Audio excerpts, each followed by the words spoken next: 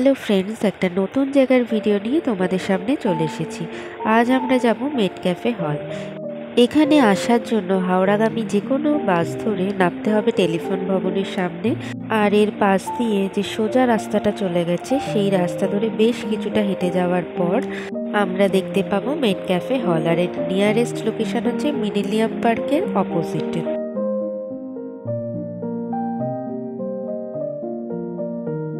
Metcalfe হল হলো আমাদের কলকাতায় অবস্থিত একটি ঐতিহ্যবাহী ভবন।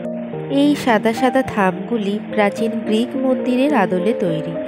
এটি 1840 থেকে 1844 সালের মধ্যে সিটি ম্যাজিস্ট্রেট সি.কে. রবিনসনের নকশা অনুযায়ী প্রস্তুত করা হয় এবং ভারতের গভর্নর জেনারেল স্যার চার্লস ডি মেটকাফের নাম অনুসারে নামকরণ করা হয়।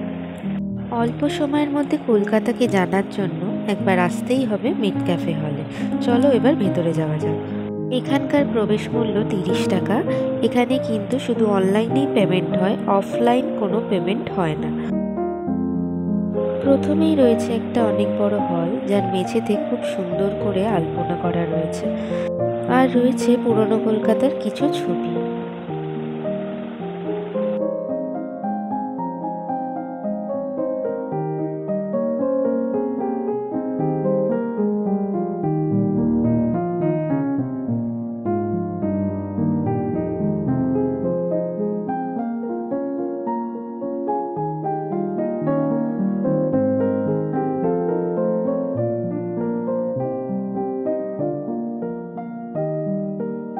সিঁড়ি দিয়ে ওঠার আগেই পাশে দেখতে পাবে একটা হাতে টানা রিক্সা, যাতে অনেক কিছু লেখা চিরকুটে ভর্তি।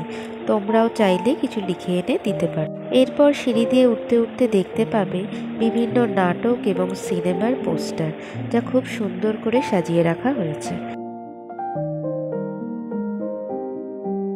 এরপর রয়েছে একটা ফটো গ্যালারি, যা যা দেখলে কলকাতার কথা মনে পড়ে যায় সেই সমস্ত ফটো দিয়ে এই গ্যালারিটা সাজানো।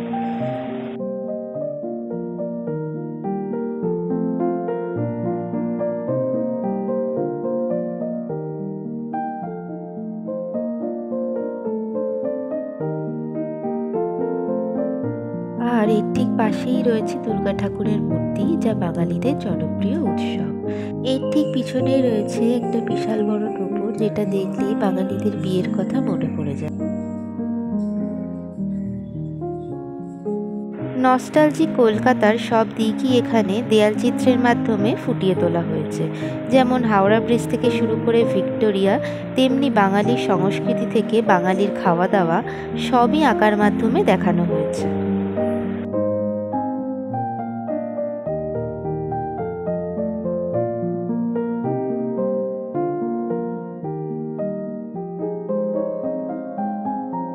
যতটা পারলাম ঘুরিয়ে দেখাবার চেষ্টা করলাম। তোমরা যারা এখনো আসোনি তারা এখানে এসে একবার ঘুরে যেতে পারো। ভিডিওটা ভালো লাগলে লাইক, শেয়ার অ্যান্ড সাবস্ক্রাইব করে দিও। আজকের ভিডিও এতটাই। দেখা হবে আবার নেক্সট ব্লগে। টাটা।